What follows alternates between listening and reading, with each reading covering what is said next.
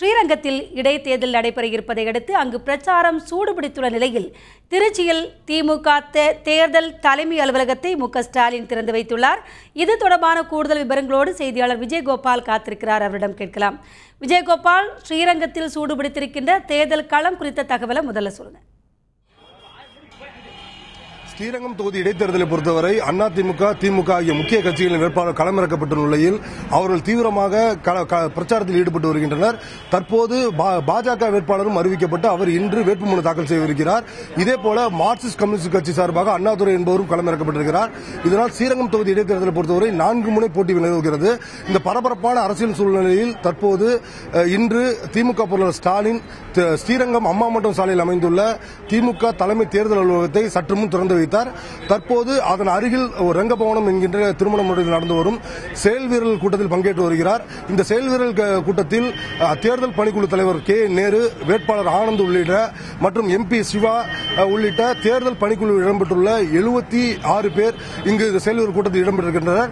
இதில் எவ்வாறு இந்த தேர்தலில் செயல்பட வேண்டும் உள்ளிட்ட பல்வேறு ஆலோசனை வழங்கிக் கொண்டிருக்கிறார் ஸ்டாலின் வழங்கிக் கொண்டிருக்கிறார்.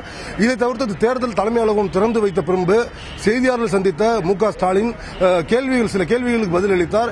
குறிப்பாக சொல்ல வேண்டும் என்றால் அதிமுக அரசிற்கு இந்த இடைத்தேர்தலில் மக்கள் தகுந்த பாடம் புகட்டுவார் என்றும் அதிமுக அரசின் ஊழல் மற்றும் மக்கள் விரோத போக்கினை மக்களிடம் வெளிப்படுத்தி நாங்கள் ஓட்டுகளை பெறுவோம் என்று தெரிவித்திருந்தார்.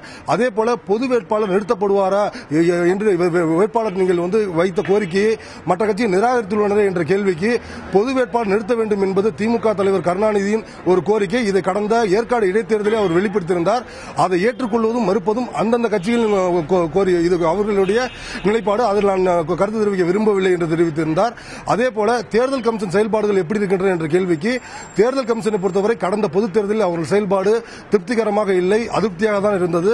ஆனால் தற்போது உள்ள தேர்தல் கமிஷனும் அதன் அதிகாரியும் சிறப்பாக செயல்படுவார் என்று தான் நம்புவதாக தெரிவித்திருந்தார்.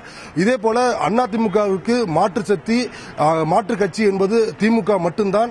ஸ்ரீரங்கம் இடைத்தேர்தலை பொறுத்தவரை ஸ்ரீரங்கம் தொகுதியில் தங்கள் வாக்கு வங்கி அப்படியே இருக்கின்றன. எத்தனை கட்சிகள் களமிறங்கினாலும் 4 முனை போட்டி நிலவினாலும் தங்களது வாக்கு வங்கியில் எவ்வித சேதாரமும் ஏற்படாது.